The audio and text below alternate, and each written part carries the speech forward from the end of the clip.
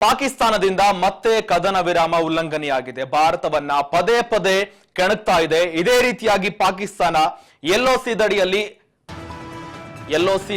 ಪಾಕ್ ಸೇನೆ ಅಪ್ರಚೋದಿತ ಗುಂಡಿನ ದಾಳಿ ಮಾಡಿದೆ. ಪಾಕಿಸ್ತಾನದಿಂದಲೇ ನಿರಂತರವಾಗಿ ಕದನ ವಿರಾಮ ಉಲ್ಲಂಘನೆಯಾಗಿದೆ. ಭಾರತವನ್ನ ಪದೇ ಪದೇ ಕೆಣಕ್ತಾ ಇದೆ.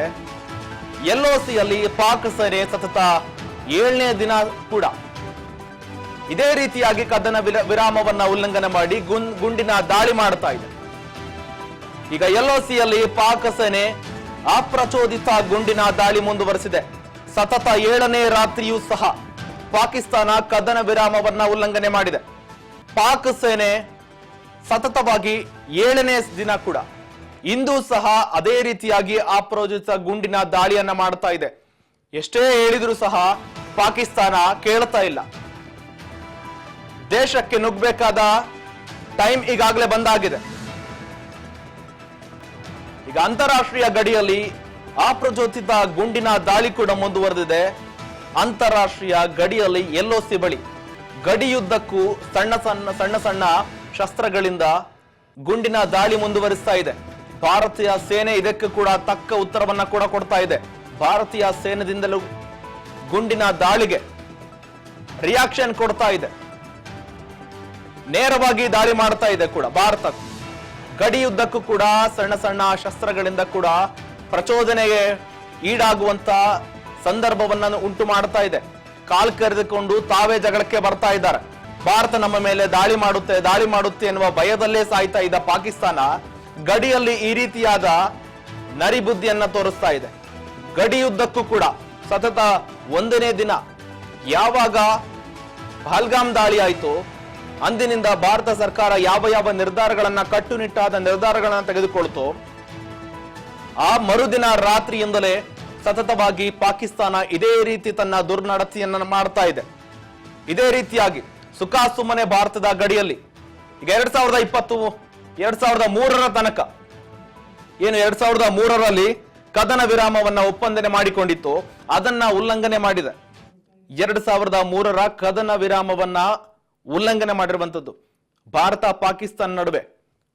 ಆ ಎಲ್ಒಸಿ ಗಡಿ ಸಂಬಂಧಪಟ್ಟಂತೆ ಆ ಸಂದರ್ಭದಲ್ಲಿ ಯಾರು ಸುಖಾಸುಮ್ಮನೆ ಗುಂಡನ್ನ ಹಾರಿಸುವಂಗಿಲ್ಲ ಅಂತ ಒಪ್ಪಂದ ಆಗಿತ್ತು. ಈಗಾಗಲೇ ಅದೇ ವಿಷಯಕ್ಕೆ ಸಂಬಂಧಪಟ್ಟಂತೆ ಕೂಡ ಪಾಕಿಸ್ತಾನ ಸುಮ್ಮನೆ ಕಾಲ್ ಕರೆದುಕೊಂಡು ಜಗಳಕ್ಕೆ ಬರುವ ಗುಂಡಿನ ದಾಳಿ ಕೂಡ ಮಾಡ್ತಾ ಇದೆ. ಈಗಾಗಲೇ ಭಾರತ ಕೂಡ ಅದಕ್ಕೆ ಪ್ರತಿ ಏಟನ್ನ ಕೊಡ್ತಾ ಇದೆ, ಎದುರೇಟನ್ನ ಕೊಡಲಾಗ್ತಾ ಇದೆ. ಈಗಾಗಲೇ ಸೇನೆ ಸಜ್ಜಾಗಿದೆ. ವಾಯುನೆಲೆ ಕೂಡ ಎಲ್ಲ 3 ಪಡೆ ಕೂಡ ಸಜ್ಜಾಗಿದೆ. ಇನ್ನೇನು ಪಾಕಿಸ್ತಾನಕ್ಕೆ ನುಗ್ಗಬೇಕಾಗಿದೆ. ಒಂದ್ ಕಡೆ ಉದ್ವಿಗ್ನ ವಾತಾವರಣ ಕೂಡ ನಿರ್ಮಾಣವಾಗಿದೆ. ಒಂದ್ ಕಡೆ ಭಯ ಕೂಡ ಕಾಡ್ತಾ ಇದೆ ಅವರಿಗೆ. ಯಾವಾಗ ಭಾರತ ನಮ್ಮ ಮೇಲೆ ದಾಳಿ ಮಾಡುತ್ತೋ, ನಮ್ಮನ್ನ ಹುಟ್ಟಡಗಿಸುತ್ತೋ ಎನ್ನುವ ಸಂದರ್ಭಕ್ಕಾಗಿ ಎದುರು ಕಾಯ್ತಾ ಇದ್ದಾರೆ. ಆದ್ರೆ ಒಂದು ಕಡೆ ಪಾಕಿಸ್ತಾನ ಸುಮ್ಮನೆ ದಾಳಿ ಮಾಡ್ತಾ ಇದೆ. ದಾಳಿ ಮಾಡ್ತಾ ಇದೆ.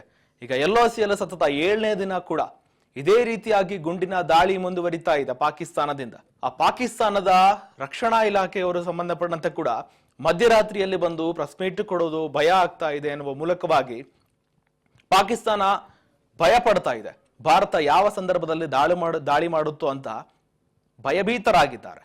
ಇಂತಹ ಸಂದರ್ಭದಲ್ಲಿ ಉದ್ವಿಗ್ನ ವಾತಾವರಣ ನಿರ್ಮಾಣವಾಗಿದೆ. ಒಂದು ಕಡೆ ನೀರಿಲ್ಲ, ಇನ್ನೊಂದು ಕಡೆ ಬರಗಾಲ, ಇನ್ನೊಂದು ಕಡೆ ಅತಿವೃಷ್ಟಿ, ಜೊತೆಗೆ ಒಂದು ಕಡೆ ಪಾಕಿಸ್ತಾನದಲ್ಲಿ ಜನರು ಅವರ ವಿರುದ್ಧವಾಗಿ ದಂಗೆ ಏಳೋದು ಎಲ್ಲವೂ ಕೂಡ ಆಗ್ತಾ ಇದೆ.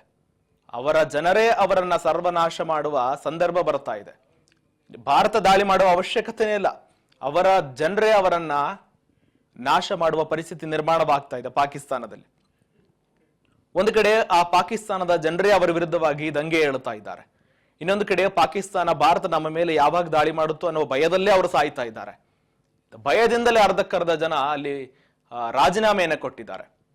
ಭಾರತ ಏನಾದರೂ ದಾಳಿ ಮಾಡಿದ್ರೆ ನಮಗೆ ಯಾವುದೇ ಕಾರಣಕ್ಕೂ ಕೂಡ ಉಳಿಗಾಲ ಇಲ್ಲ, ನಾವು ಇಲ್ಲಿಂದ ಬೇರೆ ಕಡೆಗೆ ಹೋಗೋದೇ ಸೂಕ್ತ ಅಂತ ಬೇರೆ ಕಡೆಗೆ ಪಲಾಯನ ಮಾಡ್ತಾ ಇದ್ದಾರೆ.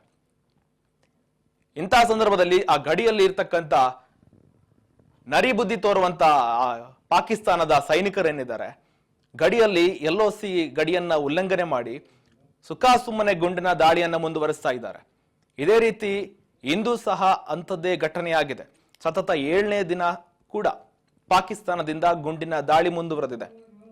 ಇದಕ್ಕೆ ಭಾರತ ಕೂಡ ಸುಮ್ಮನೆ ಇಲ್ಲ. ಭಾರತದ ಸೈನಿಕರು ಕೂಡ ಪ್ರತಿದಾಳಿಯನ್ನ ಮಾಡ್ತಾ ಇದ್ದಾರೆ. ಜೊತೆಗೆ ಆ ಬಾರ್ಡರ್ ನಲ್ಲಿ ಇರ್ತಕ್ಕಂಥ ಪಾಕಿಸ್ತಾನದ ಜೆಂಡಾಗಳನ್ನ, ಜೊತೆಗೆ ಪಾಕಿಸ್ತಾನದ ತುಕಡಿಗಳು ಏನಿರ್ತವೆ ಎಲ್ಲವನ್ನು ಕೂಡ ತೆಗೆದುಕೊಂಡು ಹಿಂದಕ್ಕೆ ಸರಿದಿದ್ದಾರೆ.